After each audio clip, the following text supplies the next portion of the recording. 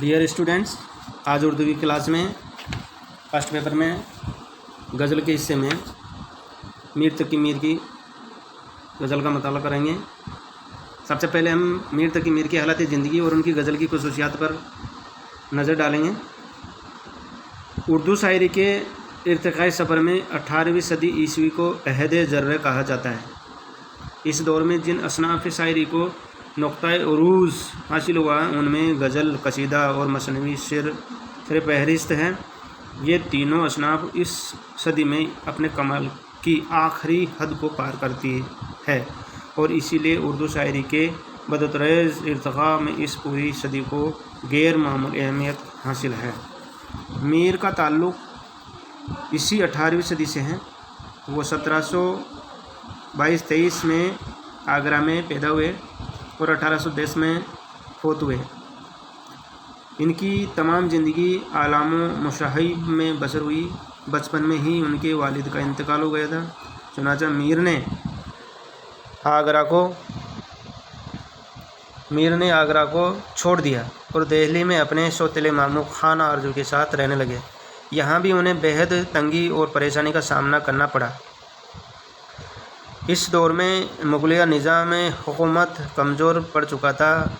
अमरा और शरफ़ा के अलावा अवाम भी दिल्ली पर होने वाले बैरूनी हमलों से जाए पनाह ढूंढ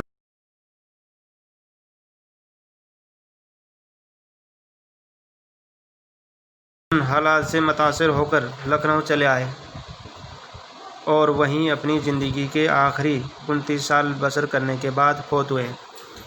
मीर उर्दू के अजीम शायर थे। तज़किरों में उन्हें अफ़ज़ल शोहरा कहा गया है। खुद गालिब ने मीर की अज़मत का एतराफ़ करते हुए कहा है, गालिब अपना ये अक़ीदा है बेकौल नाशिक, आप बेबहरा है जो मातकद मीर नहीं। मीर ने उर्दू के 6 और फ़ारसी का एक दीवान बेतौर यादगार छोड़ा है। इनके अलावा फ़ारसी नस्र में भी इनकी 3 अहम तसानीफ़ है। हमारे यहाँ निसाब में जो मीर साहब की पहली गज़ल है को एक बार मैं मुताला करता हूँ। था मुस्तहार हुस्न से उसके जो नूर था, खुर्शीद में भी उसी का जर्राए जहूर था। हंगामाए गरम कुन जो दिल नासबूर था, पैदा हर एक नाम नाले से शोर नशूर था। पहुँचा जो आपको तो मैं पहुँचा खुदा के तईं, मालूम अब हुआ कि बहुत में भी दूर था। आतिश बुलंद दिल की न थी वरना एक अलीम, एक शोलाए बरक खुरमने शद को खवातूर था। मजलिस में रात एक तेरे पुरतबे बगैर, क्या समा क्या पतंग हर एक बेहुजूर था। हम खाक में मिले तो मिले लेकिन ए शफहर, उस शौक़ को भी राह पे लाना ज़रूर था।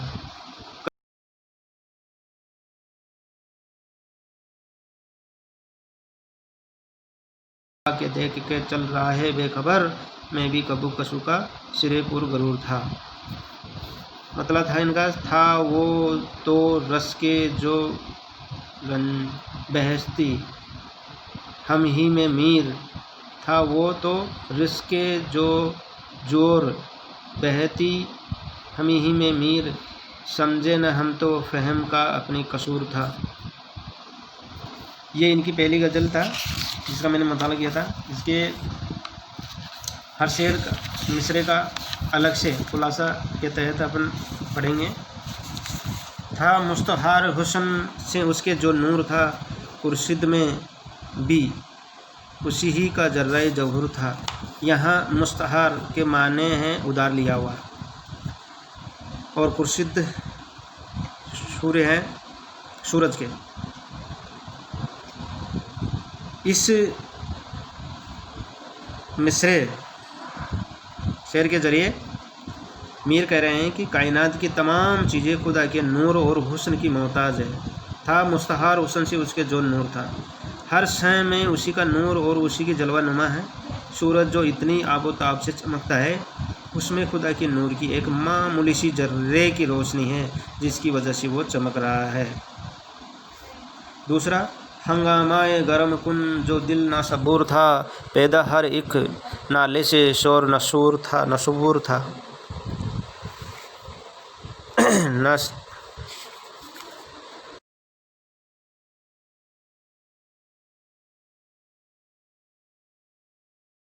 मीर साहब कह रहे हैं कि अपनी आबो बका और एहसास के बारे में कह रहे हैं कि मेरे बेकरार दिल से जो एक आह निकल रही है, उससे एक हंगामा सा बर्पा हो रहा है, और उससे जो शोर पैदा हो रहा है वो क़यामत का शोर है, यानी कि मेरी आहें बहुत तेज़ और सख्त है।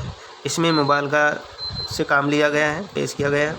ठीक है, आगे का जो शेर है, पहुँचा जो आपको तो पहुँचा खुदा के तईं, मालूम अब हुआ कि बहुत में भी दूर था। बहुत में भी दूर था, तईं का मतलब है तो यहाँ लिए। मीर कह रहे हैं कि हमने खुदा को बहुत तलाश किया, और इसी जुस्तजू में जब हमने अपने वजूद पर गौर किया तो हमको खुदा के एक होने और हर जगह होने का सबूत मिला, जिससे मालूम हुआ है कि वाकई में हम खुदा से बहुत दूर थे, जबकि वो हमारे पास ही था। आतिश बुलंद दिल की न थी वरना ए कलीम, एक शौला बर्क खरमन शद खवातूर था। एक शोला बर्क खुरमन शद खवातूर था। यहाँ पर मीर साहब कह रहे हैं कि शायर के कह रहे हैं कि ए कलीम हजरत मूसा, हमारे दिल की आतिश इतनी बुलंद न थी, अगर इसकी सोजश और गर्मी तेज़ होती तो कौए तूर जैसे पहाड़ के सैकड़ों दामनों के लिए हमारी आह का एक शोला ही काफ़ी था। इसमें तंज है मूसा के इश्क पर।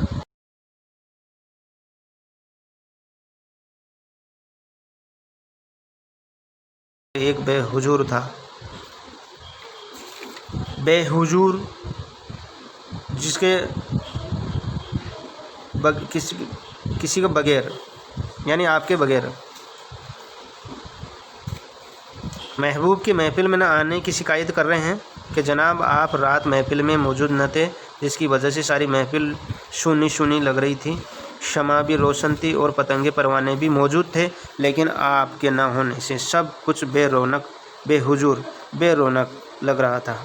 हम खाक में मिले तो मिले, लेकिन ए शिपहर, इस शौक़ को भी राह पे लाना ज़रूर था। महबूब की कजरोवी की शिकायत कर रहे हैं कि इसकी उस रूस को ख़त्म करना ज़रूरी था। अब अगर इस मकसद को हासिल करने के लिए ए आसमान हमको अपना वजूद भी ख़त्म करना पड़ा तो कोई बात नहीं, लेकिन इसको राह पर लाने पर ही हमको कामयाबी मिलती। कल पाऊँ एक कासाए सर पर जो आ गया यकसर, वो इस्तखान सिख्त से चूर था। कहने लगा कि देख कर चल रहा है बेखबर, मैं भी कबू कसू का सिर पर गुरूर था। ये कथा है, और जिसमें एक शेर से अगर शायर अपना मतलब मुकम्मल नहीं कर पा रहा है तो दूसरे शेर का जब सारा लेते हैं तो वो कथा कहलाता है। और ये मीर की गज़ल की खुसूसियात है। इसमें ये कथाबंद है, और इस कथाबंद के ज़रिए मीर साहब फरमा रहे हैं कि इत्तेफाक से कल मेरा पाँव एक ऐसी खोपड़ी पर पड़ गया